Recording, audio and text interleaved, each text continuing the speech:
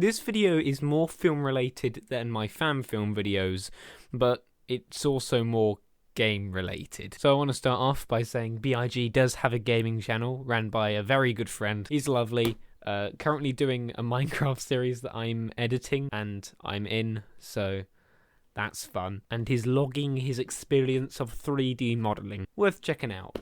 Anyway, the other day I saw a tweet from One Perfect Shot. The tweet was about Coraline, and it listed the cinematographer and director. Now, I haven't seen Coraline in a while, and I always assumed it was a Tim Burton movie, so I was surprised not to see his name. I googled the actual director, Henry Selick, to see his other work and to see why I thought Tim Burton made the movie. Turns out that's actually a rather simple answer. Henry Selick directed A Nightmare Before Christmas, which everyone just assumed Tim Burton directed, and then when he made Coraline, all the branding for Coraline said from the director of Nightmare Before Christmas, so everyone just thought Tim Burton made it. But that's not the interesting part of the story. It's just how it starts. When I looked at his other projects, I noticed that he's working on a TV show called Little Nightmares. I clicked on it, wondering how it would compare to the game of the same name. I'm a poet and I didn't know it. And I was pretty damn shocked to find out they're the same thing. The little horror game is getting a massive TV adaptation, and I've never heard of this before. And it's being made by the Russo brothers. I think it's pronounced Russo, I'm not entirely sure. How haven't I heard about this? I decided to do a bit more digging and found an article on the Little Nightmares Wikia covering the announcement, and found out something that genuinely shocked me. The show will be made by DJ2 Entertainment, the company making a name for itself adapting video games such as Sonic the Hedgehog and Life is Strange. So, first of all, don't worry about it being the guys who are making the Sonic movie. It's not like it's the same writers. This will be very different. Sonic is being made by the Fast and Furious creators. What did people expect for that film? But second of all, Life is Strange is getting a TV show. Bit of backstory. I replayed all the Life is Strange games a day before I found this out. And playing the games again was honestly one of the most emotional experiences of my life. I was genuinely ugly crying in every episode. I'm not even exaggerating. I could make a video talking about that and put it on the B.I.G Games channel, I guess. And I did write a script, but I'm not actually going to do anything with it unless anyone says they want it. So, whatever. So, Life is Strange as a TV show. It could easily be one of the greatest video game adaptations. It's very possible. But if they actually changed the tone of it, it would be bad. And I'm very worried about that. On further research, the show is mainly being created by Legendary Entertainment, who are the people behind Detective Pikachu. And I couldn't be happier with that. That gives me so much hope. And by the way, there's no information on any of these because they're so early in development. The co-creator on the original game has said a few things about it though. He says that he believes the show will be faithful to the story's core values, but has also said it can also really work, depending on the angle, the characters and the part of the story, to go much softer and cheerier. And that's a very worrying statement. Making Life is Strange lighter really won't work. It won't have the power behind it. I can go on for hours about how perfect its balance is. You really cannot change that. And I guess I could be wrong, and maybe a lighter Life is Strange would be amazing. But I highly, highly doubt it. It's been implied that the show will feature characters from the games, and that it would be set in Arcadia Bay.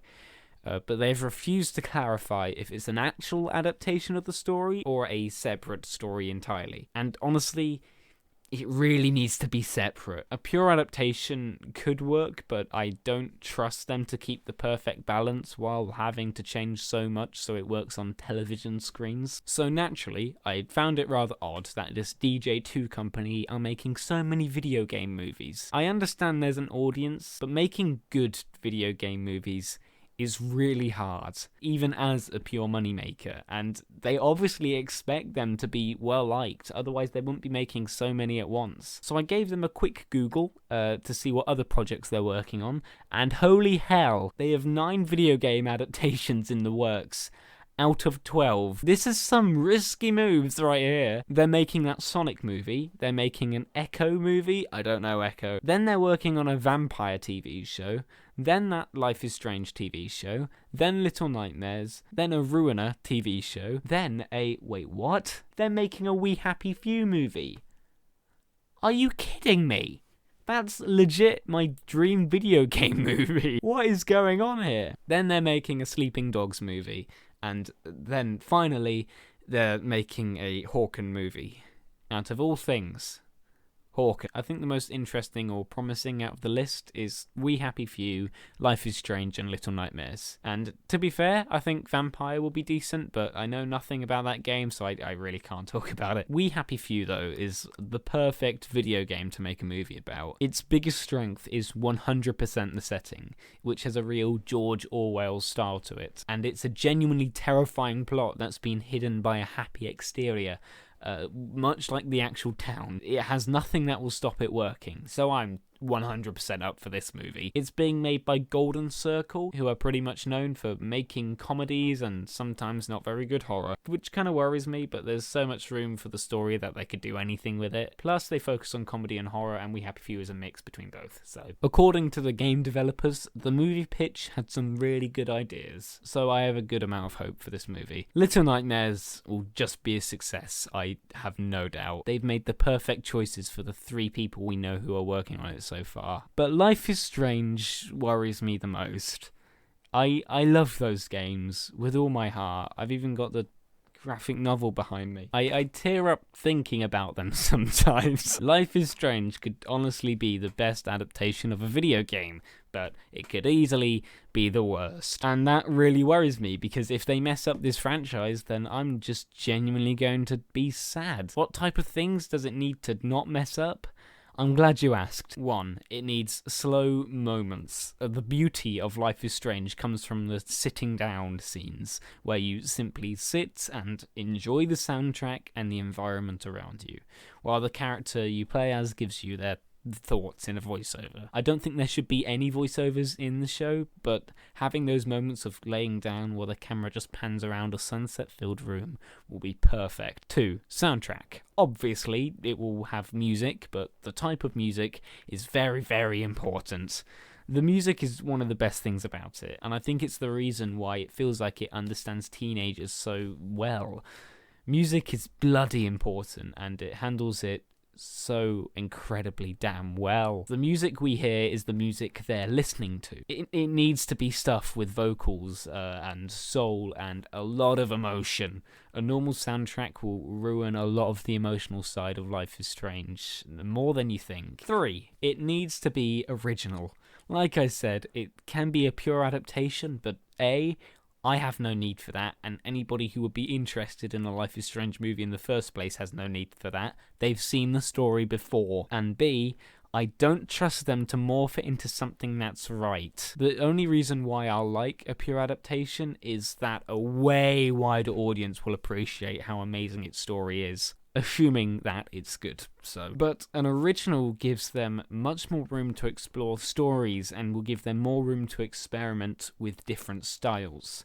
And I really hope they don't experiment too much. Life is Strange 2 is very different, but it's still got that style, you know what I mean? But if they do go over the top with the experimentation on this thing, then it would be less damaging on an original story. 4. Assuming from the information that it's based off Arcadia-based story, it should have a clear punk and hipster dynamic. Or, in other words, anxiety and depression. Or at least something similar. And this isn't a need, but it's the reason that the Chloe and Max or Chloe and Rachel dynamic works so well. 5. And finally, seriously, it needs sunset shots. It won't be Life is Strange without them. I found all of this out because I thought Tim Burton directed Coraline. I feel like I've stumbled across some government conspiracy. I'm going to end this video here. If you liked my worried ramblings, then why not subscribe? I do a lot of worried ramblings. At least my anxiety is good for something. Thank you for watching to the end, though. I hope you have a calm day. I'll hopefully see you in the next one. Please come back.